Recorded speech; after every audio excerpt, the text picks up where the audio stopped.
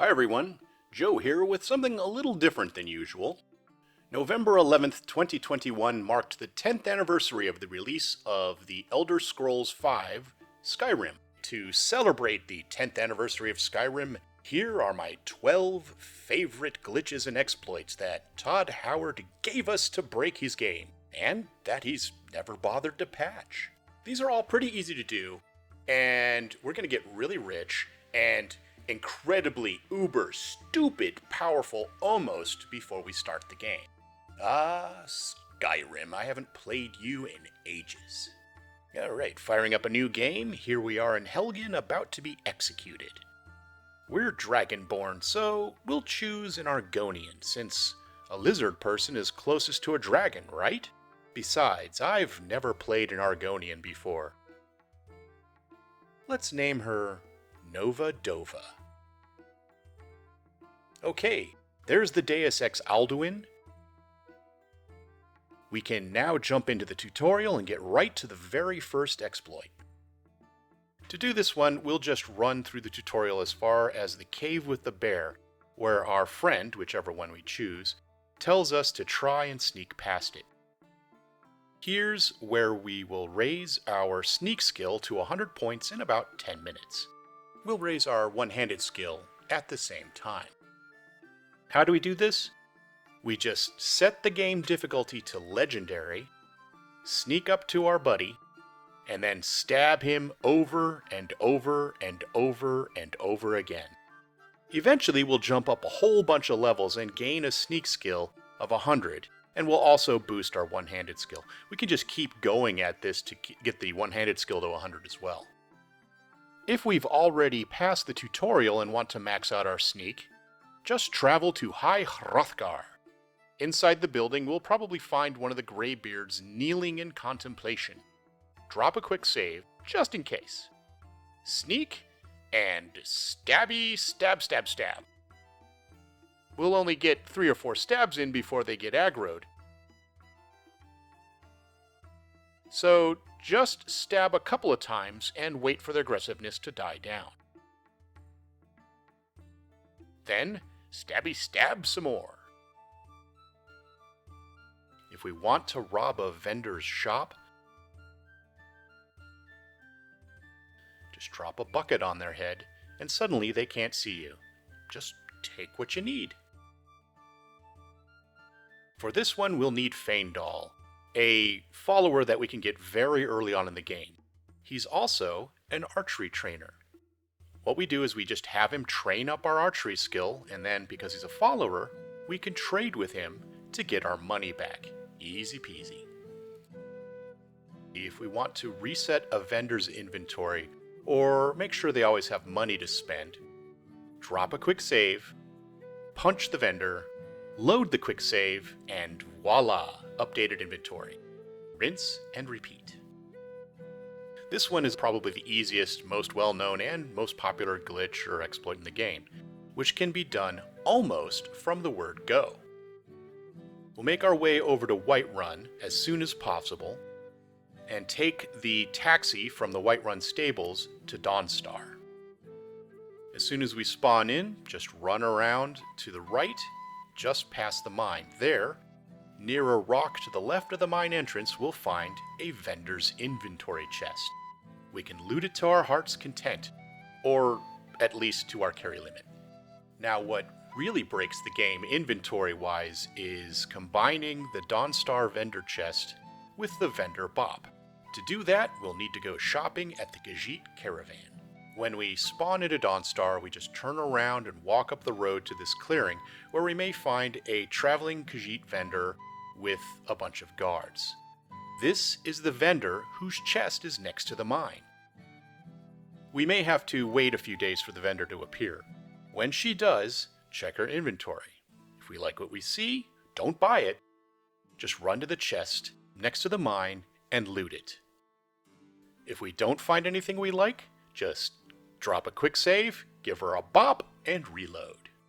You've probably spotted that a way to get rich quick is to steal from the vendor chest next to the mine, run back to the Khajit vendor, drop a quick save, give her a bop, reload the save, and then sell all of her stuff back to her. Genius! All we have to do is have the patience to run back and forth. While we're here, we'll make sure to do the vendor bop until we can pick up at least one item that boosts alchemy. I bet you already know why.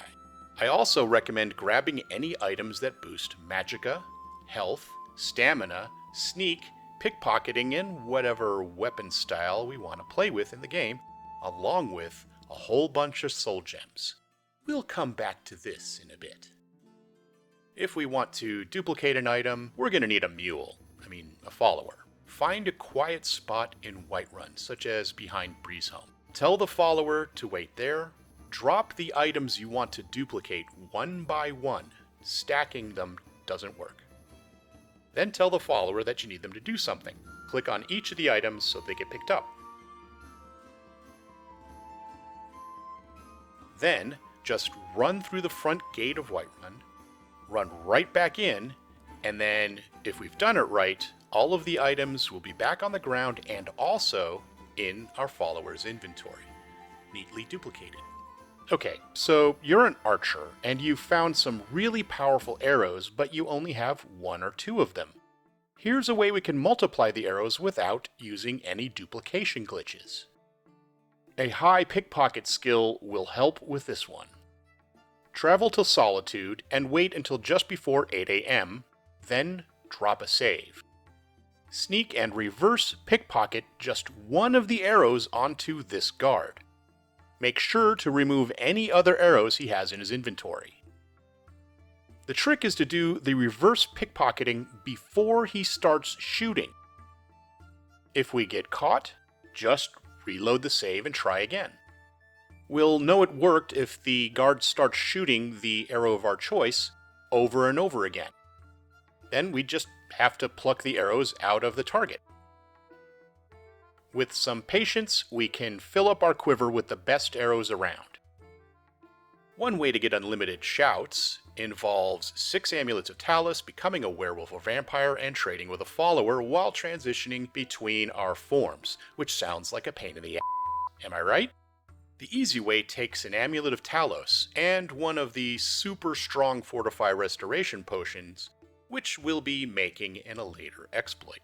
Just drink the potion and put on the amulet. As you can see, the cooldown for shouts is now instantaneous. It's that simple. This next one is also pretty easy, except we have to complete the Lost to the Ages quest from the Dawnguard DLC to get the Ethereal Crown. The Ethereal Crown gives us the ability to have the power of 2 standing stones at once. We just need to make sure that the crown is loaded with the power of the Ritual Stone, which can be found due east of Whiterun. This stone gives us the power to raise the dead to fight for us.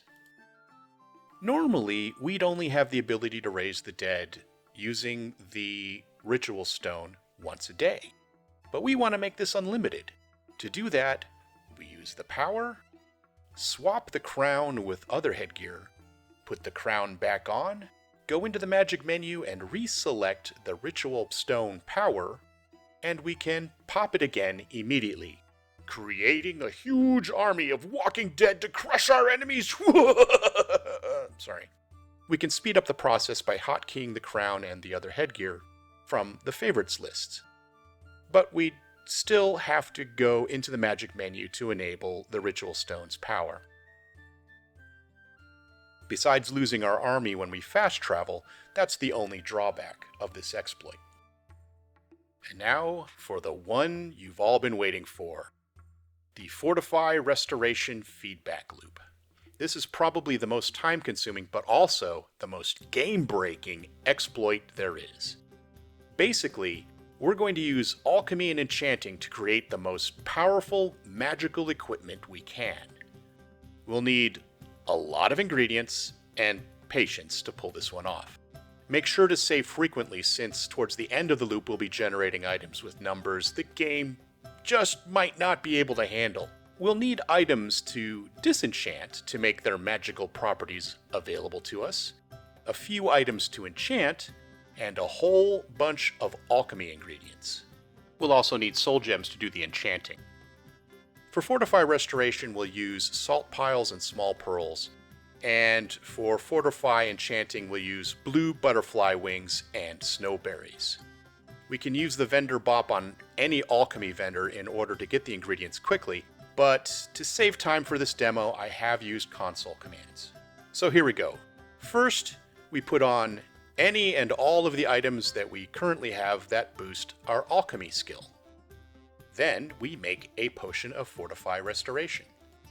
Next, we drink the potion, take off any alchemy items that we have, and then put them right back on. That's the key to this loop. You got to take off the items and then put them on. Hotkeying the items will speed this up. Go back to the alchemy bench and make another potion of Fortify Restoration. And you'll notice it's more powerful. Rinse and repeat until the benefits from the potion aren't really going up any higher. At this point, we make a Fortify Enchanting potion.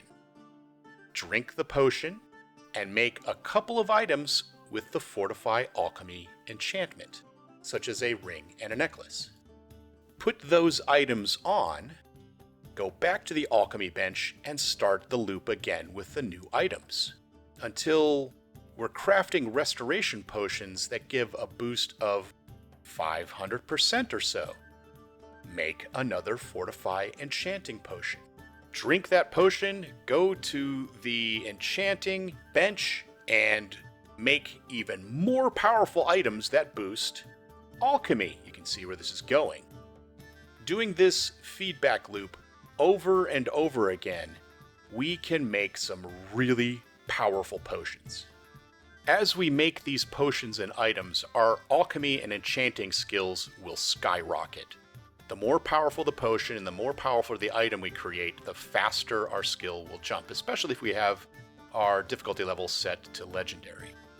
If we dump points into these skills, getting at least to the benefactor alchemy skill and the insightful enchanter skill, this loop will go a lot faster. When we get to the point where this is just ridiculous, make a few Fortify Restoration potions for the Unlimited Shout exploit I mentioned earlier, and a whole bunch of Fortify Enchanting potions so that we can create magic items fit for a god. Here are some items I baked earlier using the Fortify Restoration feedback loop. So you can see what I mean when I say that this is game-breaking. You can create incredibly powerful items to make it so that your character won't die. With these items, Nova Dova is a lizard goddess rampaging through the wasteland, through Skyrim, kicking ass and taking names. Because it's fun to be stupid powerful. And those are my 12 favorite exploits in Skyrim. Happy 10th anniversary, Todd. And thanks for not patching your game. Let me know in the comments sections if you use exploits in Skyrim. Which are your favorites? Are there any that you think I needed to add to this list? What videos do you want to see in the future? And, as always, thanks for watching, and I'll see you next time with another Fallout 76 or Skyrim video.